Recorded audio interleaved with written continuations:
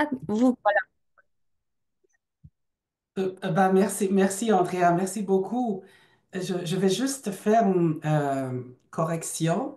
Le titre que vous avez annoncé, donc c'était avant. Là, j'aimerais parler de l'IA. Donc on a changé le sujet. Je sais, peut-être vous avez le document qui n'est pas la dernière version, mais j'aimerais parler aujourd'hui de l'IA, de mes expériences en tant que chargé de cours dans le cadre d'un de mes cours. Je suis désolé, je me suis permis de vous corriger comme ça, dès le début, ça va être plus clair pour les gens. Bonjour aussi, donc officiellement. Je suis vraiment très content d'être avec vous. C'est la deuxième fois que je suis parmi vous, eCampus Ontario. Donc, c'est toujours plaisir. Euh, comme Andrea a dit, donc, je suis conseiller en technologie éducative et chargé de cours. Et aujourd'hui, notamment, je vais prendre mon chapeau de chargé de cours et de vous parler en fait d'un cours que j'ai réalisé en fait l'année dernière à l'Université d'Ottawa.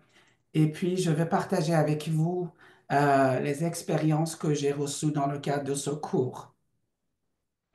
L'entrée de jeu, donc je dois vous dire en fait que je me considère absolument pas comme expert au sens technique de terme, tout ce qui touche les algorithmes, etc. Donc, c'est pas vraiment moi. Toutes mes études, mes expériences étaient dans le domaine de l'éducation. Et pourquoi je me permets de me prononcer là-dessus sur le sujet, c'est parce que comme vous, toutes les personnes enseignantes ou les personnes qui sont impliquées en éducation, chaque fois qu'il y a une innovation, en fait, si on ne veut pas, on est impliqué.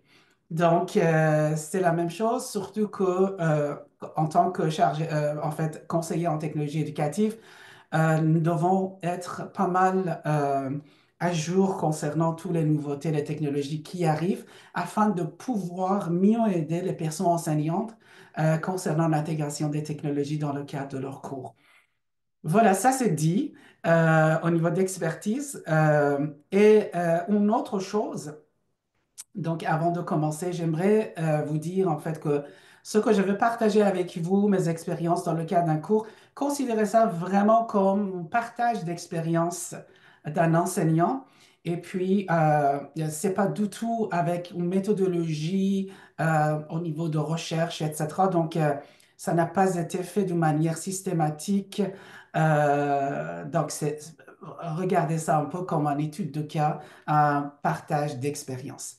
Parfait. Donc, comme plan de match, donc, je vais commencer par vous parler de quelques constats concernant l'IA en éducation, l'arrivée et le développement de l'IA en éducation, pour partager avec vous, en fait, la manière comme moi je vois les choses, ma philosophie concernant son intégration et d'où l'importance et l'idée que je me suis permis en fait d'utiliser l'IA dans le cadre de mon cours. Deuxième partie, on va voir comment aborder l'IA en éducation. Donc, toujours par rapport à ma philosophie, comment je le vois, quelles sont quelques pistes de réflexion. Je ne peux pas les nommer comme solution, mais c'est juste pistes de réflexion concernant l'intégration des technologies, de l'IA, pardon, notamment en enseignement supérieur. Et à la fin, en détail, je vais vous parler de mes expériences, de mon intégration de l'IA dans le cadre d'un cours universitaire. Excellent. Donc, si on commence avec quelques constats, donc, premier constat que j'aimerais partager avec vous, c'est le fait que, à mon sens, si on veut pas, les personnes étudiantes, ils ont déjà commencé à utiliser l'IA. Notamment, on parle de l'IA générative ici. Vous n'êtes pas sans savoir, l'IA est très large, donc je ne vais pas entrer dans les éléments de définition. Euh, mais si on ne va pas, comme toutes les autres nouveautés qui arrivent, en fait, les personnes étudiantes, ils ont déjà commencé à l'adopter. Je parle simplement de l'usage. Donc, je ne parle pas en fait de l'accès et de la compétence aussi. Donc, ça, on va voir. Peut-être qu'il y a une différence au niveau d'usage, d'accès et compétence. Notre utilisation ne veut pas forcément dire qu'on est compétent là-dessus, mais ils ont quand même commencé à utiliser. Et certains non, mais d'une manière assez consciente. En ce moment aussi, je suis en train d'expérimenter ça dans le cadre de mes deux cours et je vois que certaines personnes étudiants, ils ont des préoccupations importantes au niveau de l'IA. Ça ne reste qu'au niveau d'environnement, au niveau éthique et à raison. Donc, certains, c'est vraiment voulu de ne pas toucher à ça. Donc, ils ne sont pas encore dans l'usage. Parfait. Donc ça, c'était le premier constat que j'ai vu en fait. Deuxième, c'est le fait que quand on parle de l'utilisation de l'IA par les personnes étudiantes, à tort, pas mal de temps, on pense à la question de plagiat, de tricherie, etc. Donc, peut-être c'est une erreur parce qu'il y a des recherches qui montrent que les personnes étudiantes qui sont plus fortes, qui travaillent plus, donc ils ont tendance davantage à aller vers l'utilisation de l'intelligence artificielle tout en étant conscient en fait que il y a les aspects, les défis par rapport au plagiat, je ne veux pas le négliger, mais quand même, c'est pas toujours le cas. Donc, il y a quelque chose qu'ils trouvent qui facilite leur travail. C'est une des raisons principales pour lesquelles ils vont vers l'utilisation de l'IA générative, bien sûr. Troisième constat, c'est le fait que si ces personnes étudiantes, ils n'utilisent pas ces agents conversationnels, ils vont être pas mal en fait dans l'obligation de les utiliser après parce que nos personnes étudiantes d'aujourd'hui sont les futurs employés dans le marché du travail et on voit que les entreprises, ils ont déjà commencé à mettre comme les critères importants avant, bon, ça fait quelque temps que la compétence numérique de manière générale, c'était toujours important, c'était en fait parmi les critères d'embauche, mais là, il y a quelque chose comme la compétence de l'IA générative, entre guillemets, qui a été ajoutée. Et la tendance, je pense que ça va être augmenté aussi parce qu'il y a pas mal d'entreprises, pas mal d'instances, organismes, etc., qui sont en train, en fait, de voir les apports de l'IA au niveau de productivité du travail. Et ça amène pas mal d'autres entreprises, d'autres organismes à augmenter leurs critères. Euh, un autre constat que je remarque en fait, c'est le fait que euh, il n'existe pas en fait une solution technique pour répondre à nos préoccupations, notamment au niveau de plagiat, au niveau de tricherie. Il existe, à ma connaissance, jusqu'à aujourd'hui, parce qu'on parle aujourd'hui, de minutes même, il n'y a pas d'un outil euh, pertinent et crédible qui peut prétendre à détecter à 100% en fait les textes qui ont été rédigés par l'IA générative. Donc, même s'il y a les outils qui disent qu'ils le font, ça marche pas à 100%. Donc, il suffit d'aller, par exemple, sur le site de GPT-0. Donc, copier-coller un texte qui avait été rédigé par ChatGPT et il va vous dire 80%, 70%, ce texte, ça vient d'un être humain.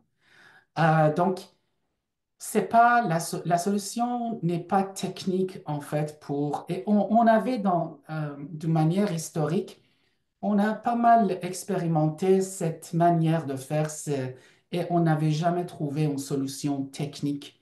Donc, si on parlait de tablettes, d'Internet, calculatrices, etc. Il y avait nombreux les innovations qui sont entrées dans le domaine de l'éducation qui nous a fait peur. On est allé à chercher en fait au niveau technique comment on peut répondre à ça, mais la solution ne se trouvait pas dans l'aspect technique. Et pour l'instant, je dirais, je ne vais pas entrer en détail, mais il y a plusieurs raisons.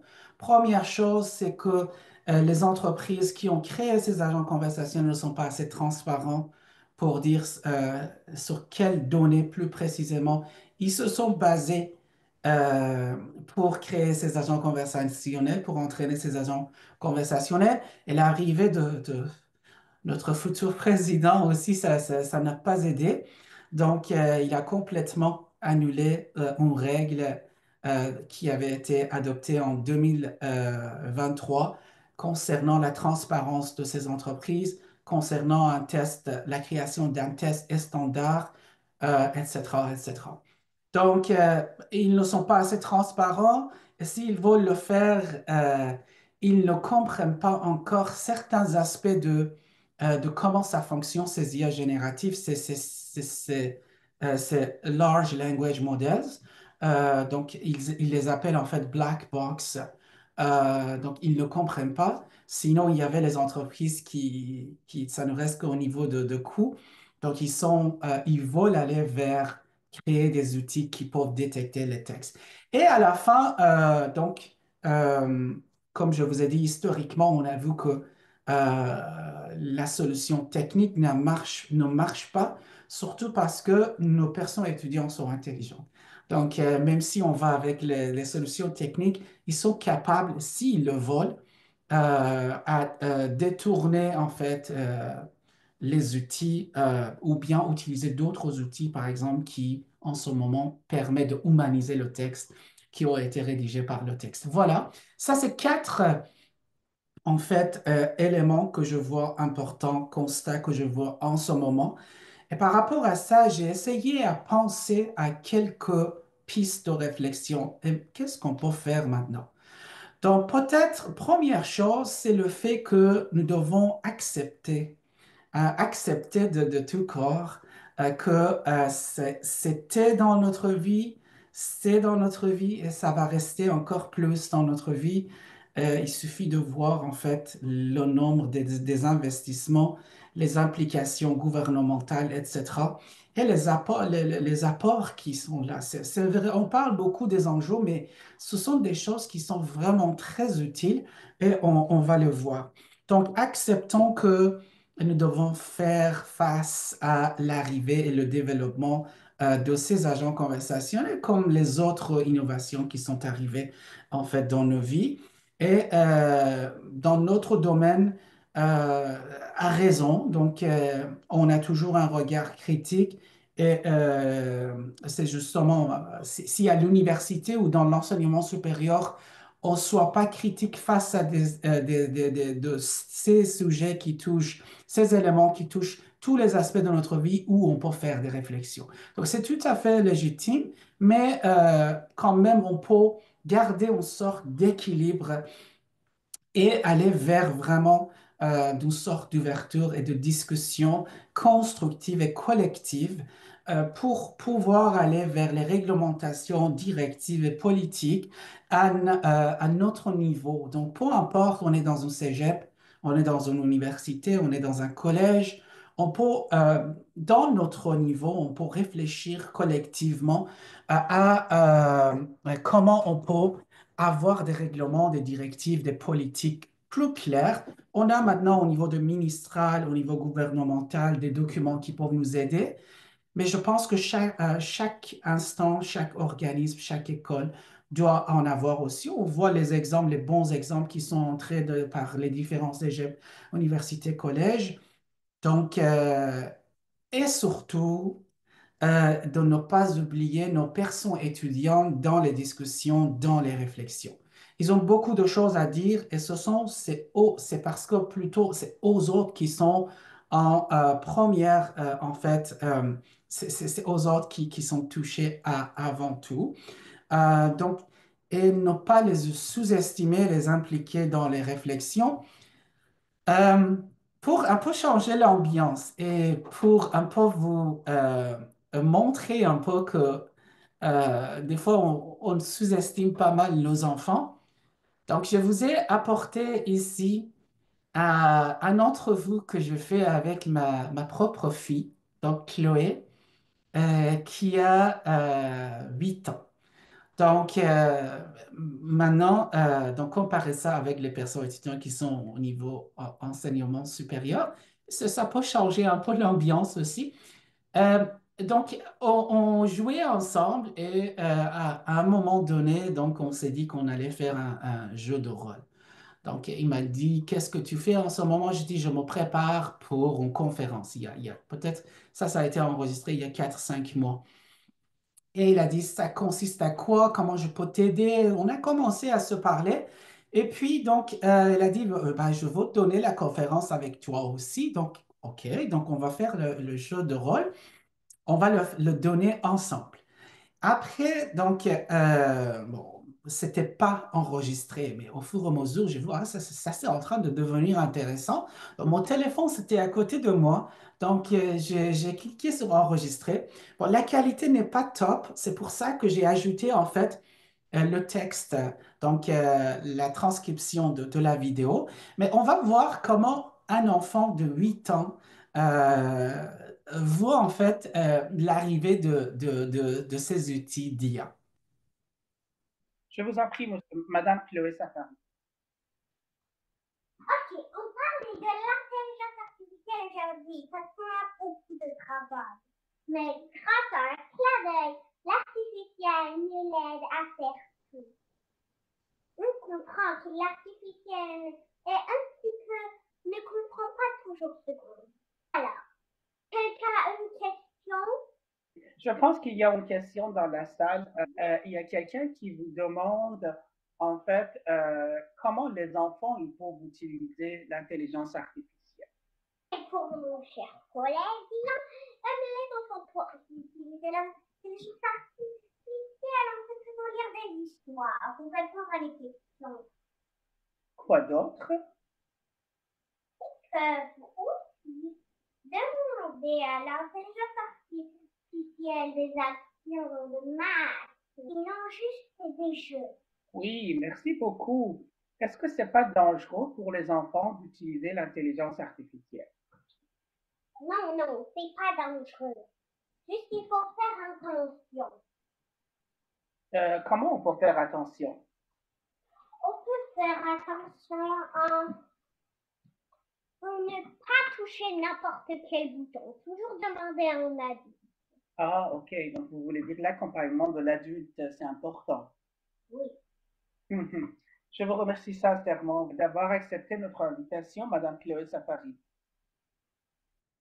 Voilà, donc rien n'est pas scientifique, mais c'était juste pour changer l'ambiance et pour dire en fait que nos enfants, nos personnes étudiantes sont nos enfants aussi.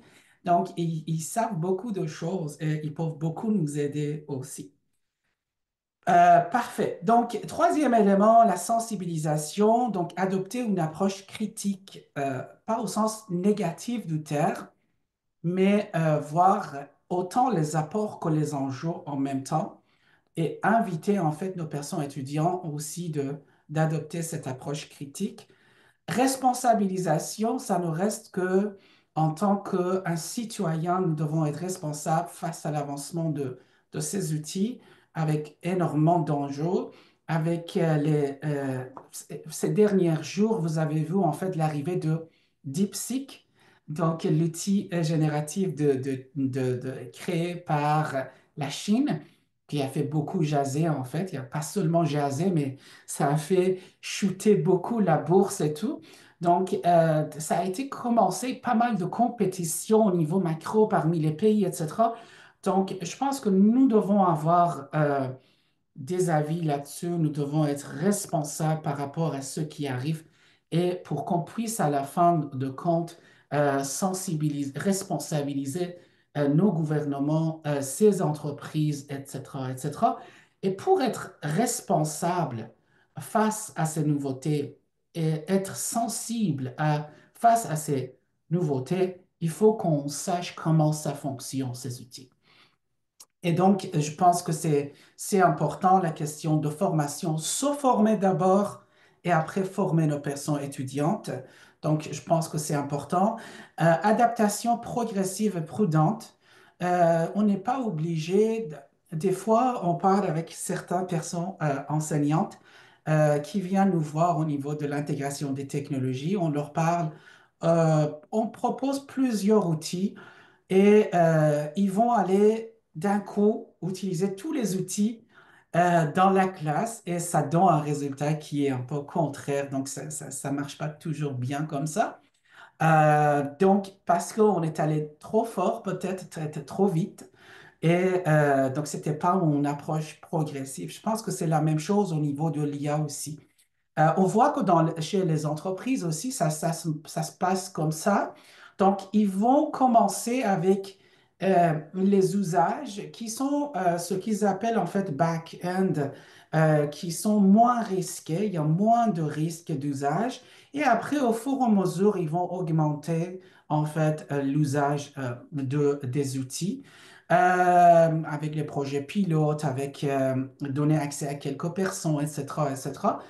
Donc, et ils vont garder vraiment front-end ou bien, par exemple, dans certaines entreprises, ce qui touche l'image de l'entreprise face à des clients, etc., ils vont vraiment garder comme dernière parce que c'est haut risque.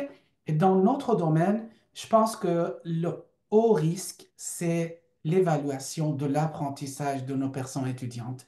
Donc, je pense que c'est important que on le garde vraiment, vraiment pour dernière étape. Adoption des méthodes d'évaluation, ça fait longtemps, mais encore une raison de plus que les quiz ne fonctionnent plus. Donc, la question de mémoriser et de faire les examens sur place, ça marche pas. Même donner un travail, donc maintenant, ces outils sont capables à vraiment aller même jusqu'à mise en forme des choses. Donc, je pense que c'est important qu'on réfléchisse sur nos méthodes d'évaluation et adapter nos méthodes d'évaluation pour aller avec études de cas, pour aller avec approche par projet, par compétence, etc., etc. Donc, dans lequel on peut quand même utiliser l'IA générative sans aucun problème et ça peut nous apporter aussi dans la réalisation, par exemple, de projets, ce que je suis en train de faire en ce moment avec mes personnes étudiants. Et encore une répétition, pas d'IA pour l'évaluation sommative. Surtout, ça peut nous aider dans l'évaluation formative. Ça peut nous aider à créer, par exemple, des grilles d'évaluation, etc. Mais pour l'instant, à cause de beaucoup d'enjeux, biais, problèmes éthiques, etc. Donc, je pense que c'est de ne pas utiliser pour notre évaluation. Mais ça, c'est l'état actuel. Après, on ne sait pas vers où on va. Super. Donc, maintenant, dernière partie. Donc, je vais vous parler de mes expériences. Je vous fais, Tyler, confiance. Donc, à peu près 5 minutes avant que mon temps, ça soit terminé, en fait, de me faire un signe. Alors, donc, c'était dans le cadre d'un cours qui s'appelait en fait Modèle médiatisé d'enseignement à l'Université d'Ottawa. Et puis, objectif de cours était étudier des modèles médiatisés d'enseignement et de leur application en présentiel et à distance. De manière générale, c'était en fait pour voir quelles sont les différentes modalités synchrones, asynchrones, hybrides, et après, quel modèle, les spécificités, etc., etc. Donc, c'était grosso modo l'objectif principal du cours. Et c'était donné d'une manière complètement asynchrone, donc autoportant. Donc, ça veut dire que je ne voyais pas les personnes étudiantes. Donc, je préparais mes contenus. C'était sur la plateforme Brightspace. Et après, les personnes étudiantes avaient accès à mes contenus, bien que on a fait quand même trois rencontres synchrones avec l'accord des personnes étudiantes parce qu'on a vu que c'était nécessaire. Donc, c'était au niveau de maîtrise. On avait 25 personnes étudiantes. J'ai fait une entente avec les personnes étudiantes notamment tout ce qui était l'utilisation de l'IA générative pour vraiment créer en fait une responsabilité partagée autant pour moi en tant que ressource enseignante que mes personnes étudiants. Ça, c'était le premier usage que j'ai fait avec l'IA générative. Donc, je suis allé sur ChatGPT, j'ai fait un prompt comme ça. Je souhaite que tu te comportes comme un excellent avocat spécialisé en IA et éthique. Pour mon cours, j'aimerais établir une entente avec mes personnes étudiants à l'université. En vertu de cette entente, nous sommes totalement libres d'utiliser n'importe quel type d'outil d'IA, tel que ChatGPT, à différents niveaux d'enseignement et d'apprentissage, tant pour moi en tant que professeur que pour mes personnes étudiants. Cependant, il est essentiel que chacun soit transparent quant à l'utilisation et qu'il déclare et ou cite l'outil utilisé ainsi que sa méthode d'utilisation, formulation de prompt, stratégie adaptée, etc. De plus, tout contenu rédigé, modifié ou amélioré par l'IA doit également être signalé et cité. Tout le monde est invité à apporter dans l'annexe les traces et les preuves sous forme d'images, de vidéos, de PDF illustrant le processus d'idéation, de recherche, de conception, de création et d'édition avec les outils d'IA utilisés. Donc ça, c'était mon prompt de base, donc de départ. Après, donc il y avait beaucoup d'échanges que j'ai fait avec cette partie, je suis d'accord, cette partie, je suis pas d'accord.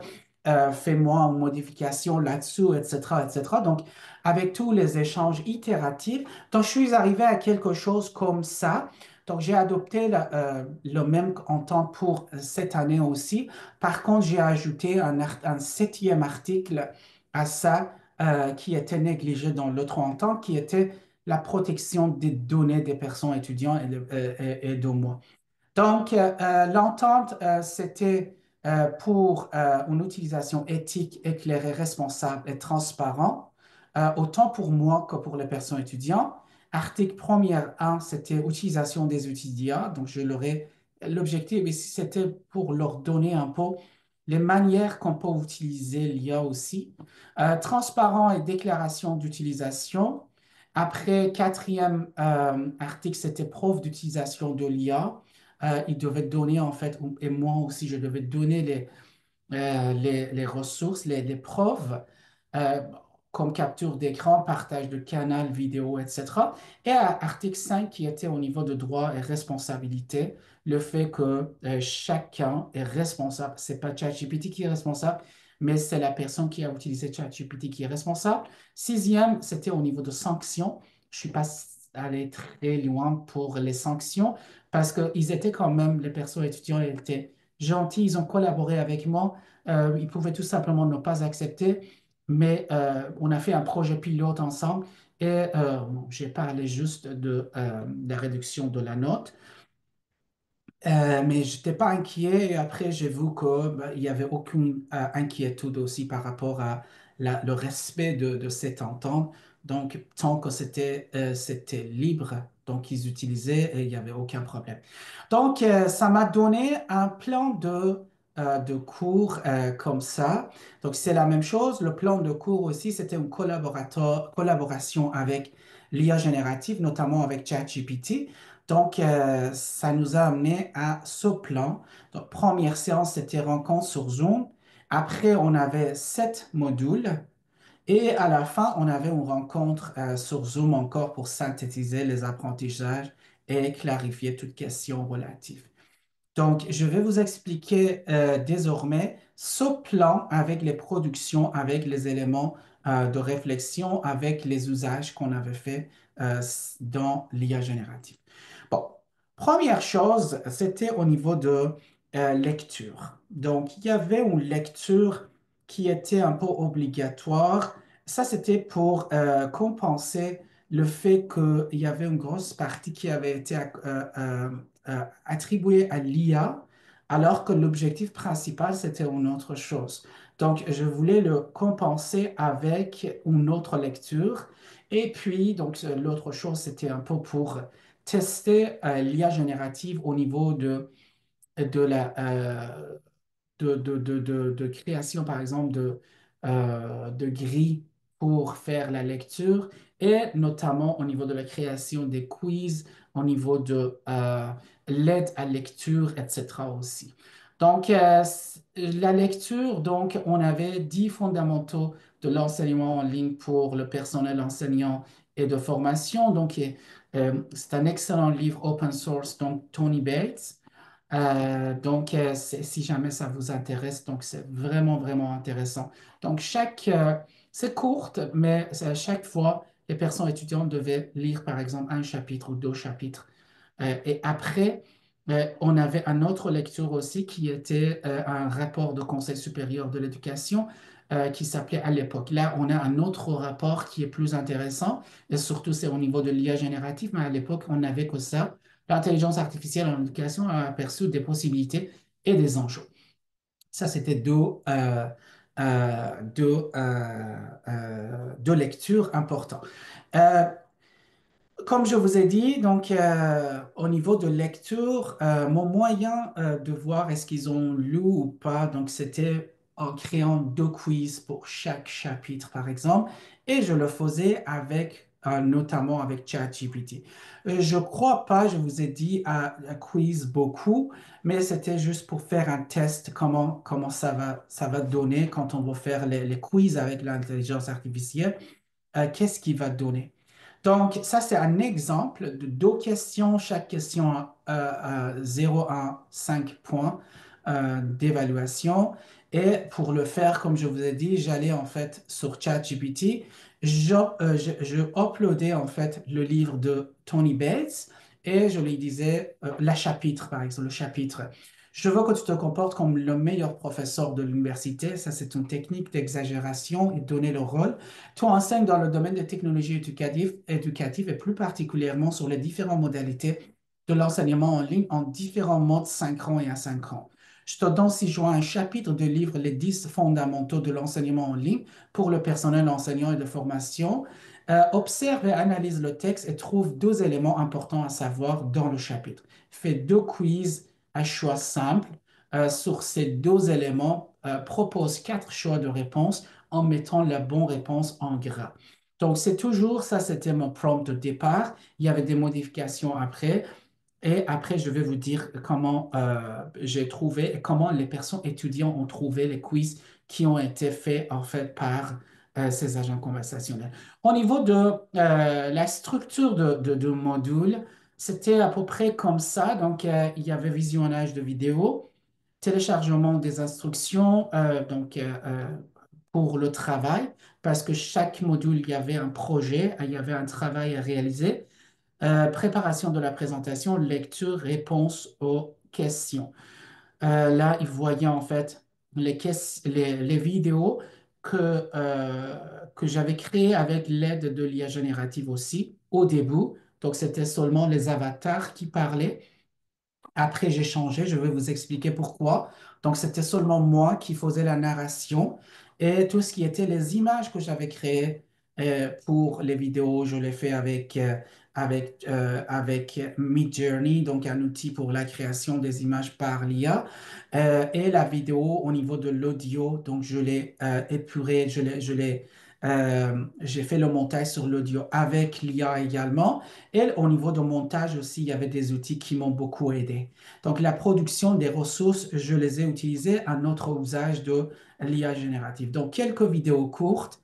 Après, donc, histoire et évolution de l'enseignement médiatisé. Donc, c'était les instructions qu'ils devaient lire, en fait, pour réaliser, en fait, leur projet qui est ici faire une chronologie dans un document, dans un document de création de chronologie, de présentation, etc. Donc, lecture, évaluation de lecture pour aller plus loin. Donc, ça ressemblait à ça. Donc, comme je vous ai dit, il y avait deux séances qui étaient sur Zoom de manière synchrone. Première séance, c'était bien sûr pour établir un climat d'échange, présenter le cours et connaître les acquis préalables des personnes étudiantes et cerner leurs besoins et leurs profils. Euh, un autre usage que j'ai fait avec l'IA générative, dans la première séance, j'ai annoncé à mes personnes étudiantes que la réunion était en fait transcrite d'une manière texte. Donc, j'ai fait la transcription avec l'outil qui existait en fait. À l'époque, ça n'existait pas dans Zoom ou dans Teams. Maintenant, ça existe. La transcription de la réunion, on peut le faire. Mais à l'époque, j'ai utilisé juste un document Word en ligne. Je suis allé là-bas, donc fait la narration audio. Donc, toute la réunion a été transcrite. Après, je l'ai donné à ChatGPT et je lui ai dit, tu trouves ci-joint la transcription de la rencontre, de ma première rencontre avec mes personnes étudiants. Et ensemble, on est arrivé à faire un tableau. C'est une partie de tableau. C'est pas complet, mais chaque personne étudiante, donc contexte professionnel, motivation, attente, compétences numériques, outils utilisés, s'ils ont accès à des outils qui sont payants, gratuits, comment ils se voient au niveau de leurs compétences numériques par rapport aux autres, etc., etc. Donc, quelles sont leurs attentes, leurs besoins, etc. Donc, il a fait un bon document de synthèse au niveau du profil de mes personnes étudiantes. Première module, donc c'était Histoire et évolution de l'enseignement médiatisé. Et comme je vous ai dit, le moyen d'évaluation, c'est la réalisation d'un document, d'une production d'une chronologie. Ils pouvaient utiliser en fait les différents outils que je leur ai proposés pour réaliser en fait cette chronologie et pour faire en fait guide de réalisation pour ces projets aussi. Je vous ai apporté un exemple. Donc, toujours, je suis allé avec ChatGPT, j'ai fait un prompt. J'aimerais avoir une grille de réalisation, etc. Et il m'a donné des consignes et il m'a préparé en fait le guide de réalisation avec les différentes étapes, première, deuxième, troisième. Et il m'a fait à la fin une grille d'évaluation aussi. Donc, 9 points, 3 points pour ça, 3 points pour ça, 1 point pour ça. Donc, mais toujours, je vous dis, donc c'était en collaboration vraiment, parce qu'il y avait des choses qui ne marchaient pas. Et toujours la première ébauche, ça reste encore beaucoup de travail à faire. Donc, ça, je vous ai apporté un exemple des réalisations. Donc, ça pouvait être sur différents outils qu'ils ont utilisés. Il y a certains Bonjour, aujourd'hui nous allons voir la chronologie de l'enseignement qui médiatique. sont allés avec la vidéo. Puis, donc, deuxième module, donc, c'était aperçu des modèles de l'enseignement médiatisé. Ils devaient faire pour ce module une carte mentale. La même chose, je suis allé avec les consignes pour la création d'une carte mentale avec l'aide de ChatGPT. Vous voyez un exemple des réalisations qui ont été faites. Après, troisième module, donc c'était IA en enseignement, histoire, éléments de définition, apport et enjeu. Donc là, on est entré jusqu'ici, on ne parlait pas de l'IA, mais là, on est allé dans le vif du sujet qui était en fait l'IA, ce qui nous touche bien sûr aujourd'hui à notre sujet. Donc, ils ont fait une lecture pour la production de rapports de ministères et il y avait un chapitre de Tony Bates aussi. Là, on a parlé de tout ce qui était les éléments de définition, histoire, les enjeux, etc., etc., pour le fait de sensibiliser les personnes étudiantes, pour les responsabiliser. Après, on avait IA en enseignement, agent conversationnel, fonctionnalité, l'art de prompt. Et puis, dans ce module, l'idée, c'est qu'ils connaissent en fait certains agents conversationnels comme ChatGPT, comment ils fonctionnent et comment on peut mieux parler avec ces agents conversationnels, avec les techniques, avec les principes de prompt engineering, etc. Et désormais, donc pour les autres modules aussi, donc l'objectif, c'était la création d'une histoire à l'aide de l'IA générative. Donc, mes persos étudiants étaient des futurs enseignants, enseignantes. Donc, un des éléments essentiels dans le cadre de leur classe, c'est l'histoire. Donc, ils doivent être capables à connaître en fait les éléments d'histoire, pour ne pas dire créer des histoires, mais ça leur a permis en fait de connaître pas mal d'éléments d'histoire, narration, schéma narratif, etc., etc., qu'ils connaissaient déjà en fait pas mal. Ils ont déjà vu au niveau secondaire dans leur cours de français, mais ça, c'était un rappel. Et puis, donc, ils devaient faire une histoire pour leurs élèves, en fait, pour leurs futurs élèves, avec l'aide de l'IA générative. Après, deuxième module, c'était IA en enseignement, conception et création des ressources visuelles et audio avec l'IA. La même chose, donc l'histoire qu'ils avaient créée avec l'IA générative, comme par exemple ChatGPT, ils devaient utiliser les autres outils pour créer des images et la narration audio pour l'histoire à l'aide de l'IA. Donc ça, c'est Justement, pour vous rappeler que vous avez 5 minutes qui vous restent, puis après, on va avoir la période questions. super, excellent, parfait. Donc, je vais être dans le temps. Je vais essayer quand même de me dépêcher aussi. Donc, ça, c'était au niveau d'image. Et après, donc, il devait, dans un autre module, on a parlé de comment on peut faire des vidéos avec l'IA générative. Et ils devaient créer une vidéo à partir de leur histoire aussi. Donc, ça, c'est un exemple Les lames rapide. d'Éden. Le courage des guerrières du royaume de Dornby. Elles rêvaient de devenir une sans les qualités qui ont fait des Abodjies des guerrières exceptionnelles. Donc, tout ça, ça a été fait avec l'IA, le texte, l'image, le design, après la narration, etc., etc. Et puis, donc, à la fin, tout à la fin, ils avaient un autre travail aussi, donc, qui était faire un scénario pédagogique en intégrant leur histoire, donc l'histoire qu'ils ont créée, soit de manière vidéo ou présentation, ou seulement l'histoire. Et ils devaient expliquer comment ils ont utilisé ça, ils vont utiliser ça dans le cadre de leur classe. Quelques retombées, qu'est-ce que j'ai appris? Bon, première chose, je pense qu'il y avait une satisfaction globale des personnes étudiantes. Il y avait un billet et je ne pouvais pas vraiment aller chercher leurs avis d'une manière directe. Je me base en fait sur leurs commentaires après le cours. Donc, j'ai pas fait le coupage dans les résultats.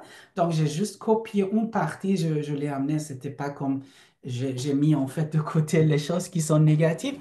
Mais je pense que d'une manière générale, les personnes étudiantes étaient satisfaites dans les évaluations. Respect global de l'entente, tout le monde a respecté en fait les différents éléments de l'entente. Donc, ils ont fourni les profs, ils ont expliqué comment ils ont utilisé ça. Donc, on n'avait aucun problème. Ça, c'est l'exemple, par exemple, des traces qu'ils ont mis en fait comme annexe. Ici, c'est le texte, donc les échanges qu'ils ont fait, parce que moi, je voulais voir les échanges qu'ils ont fait avec l'outil pour voir est-ce qu'ils ont bien respecté les principes de prompt, les techniques avancées ils ont utilisées ou pas. Au niveau d'image aussi, ça va être la même chose.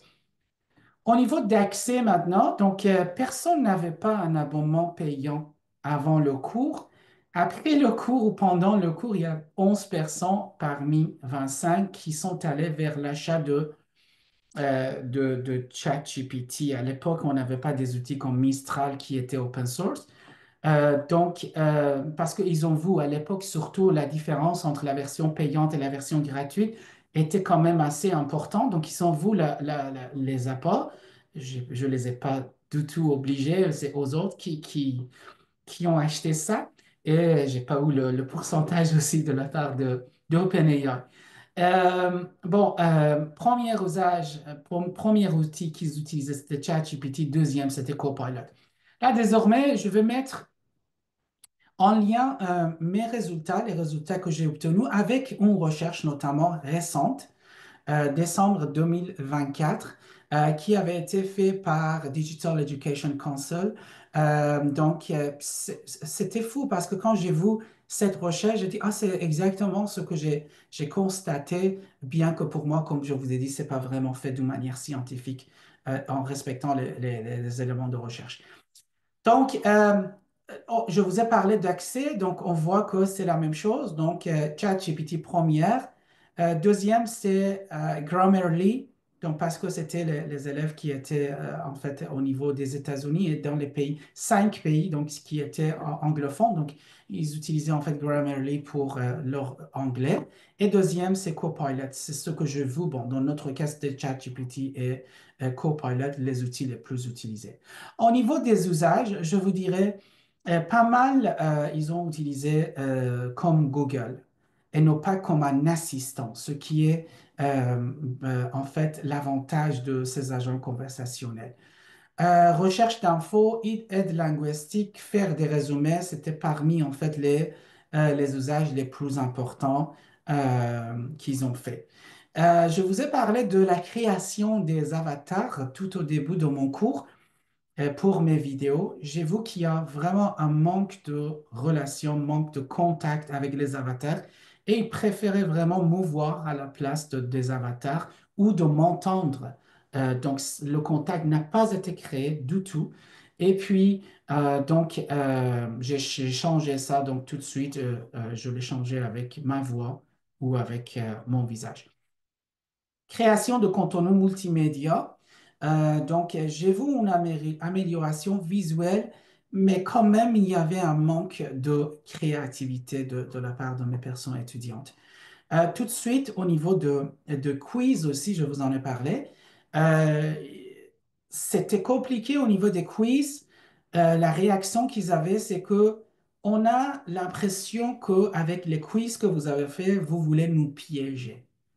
Donc ça, c'était quelque chose qui était pas du tout ce que je voulais. Mon objectif, c'était vraiment qu'à travers les quiz, ils apprennent quelque chose, mais l'impression, et notamment en utilisant l'IA générative, c'était l'impression que je lui donnais.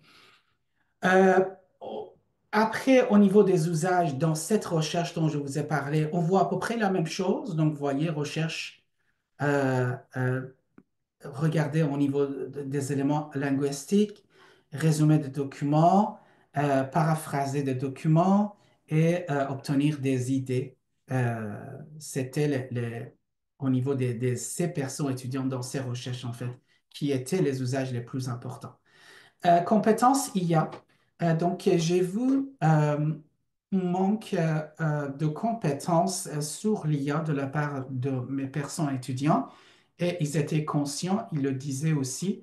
Manque de persévérance, je leur ai parlé, on a beaucoup parlé de d'autres compétences qui doivent être mobilisées quand on veut aller vers l'utilisation des IA génératifs. Donc, prompt engineering, ça faisait partie. Et surtout d'autres compétences comme esprit critique ou la persévérance, la patience.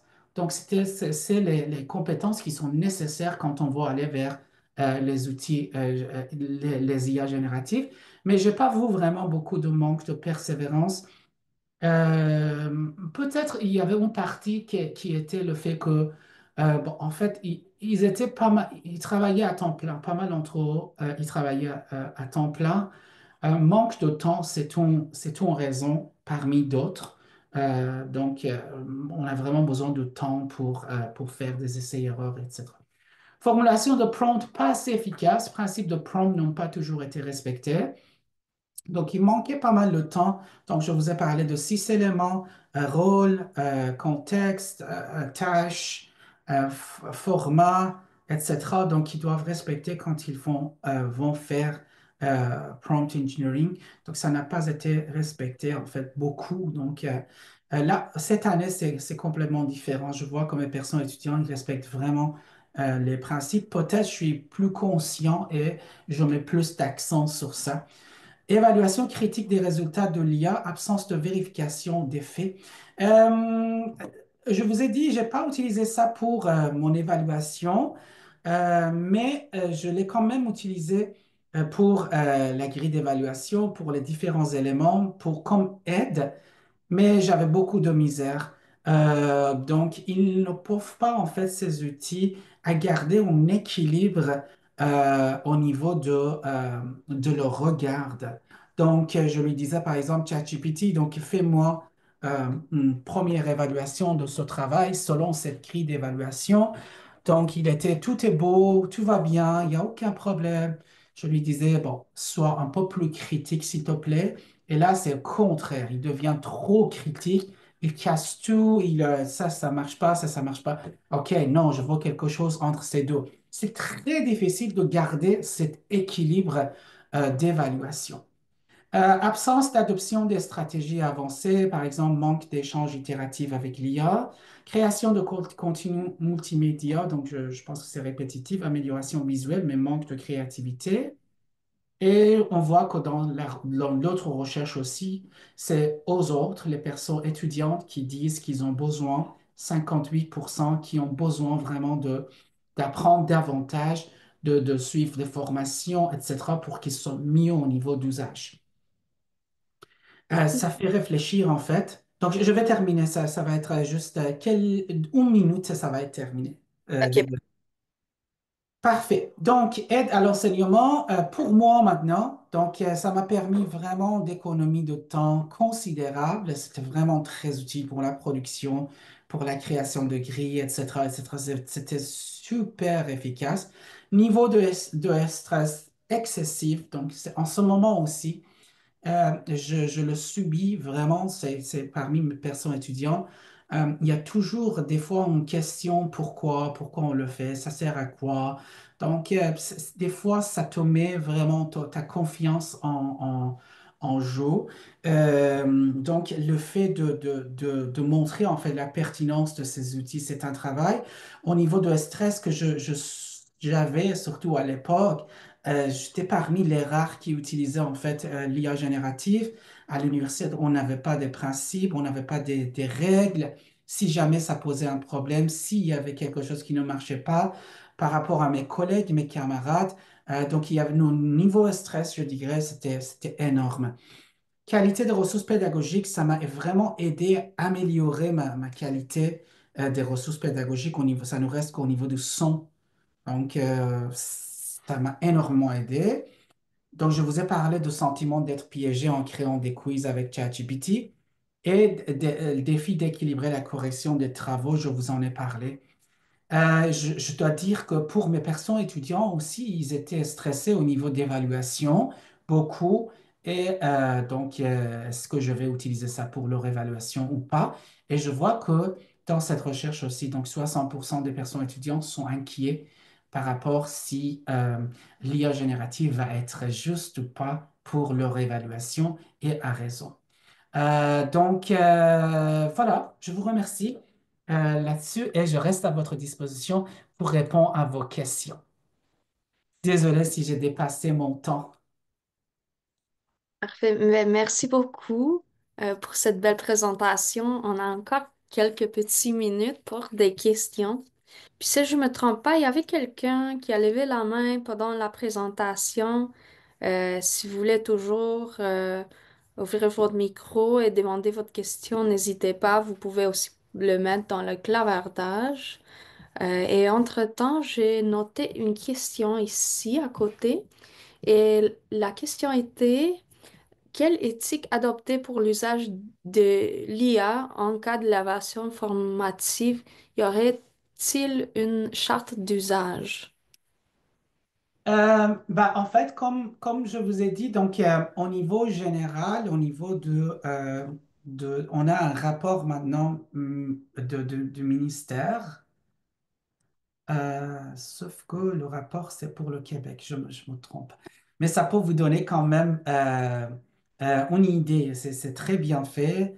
Au niveau de Nouveau-Brunswick, on a maintenant des éléments. Je pense qu'en Ontario, c'est en préparation. Si je ne me trompe pas, si quelqu'un peut répondre, ça va être intéressant. Mais on a des rapports un peu globaux. C'est sûr que c'est large. Ils ne vont pas entrer dans les détails. Donc là, c'est l'idée d'avoir en fait à chaque université, à école, etc., des réflexions collectives. Je dirais, il n'y a pas quelque chose euh, qui soit adapté par tout le monde encore.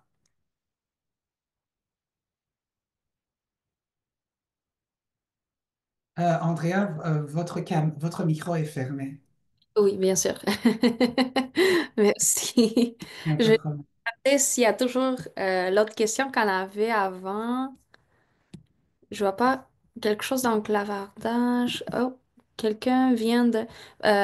vois que quelqu'un vient de partager encore une ressource. Puis avant aussi, on a eu quelques ressources qui ont été partagées dans le clavardage. Super. Merci vraiment pour le partage.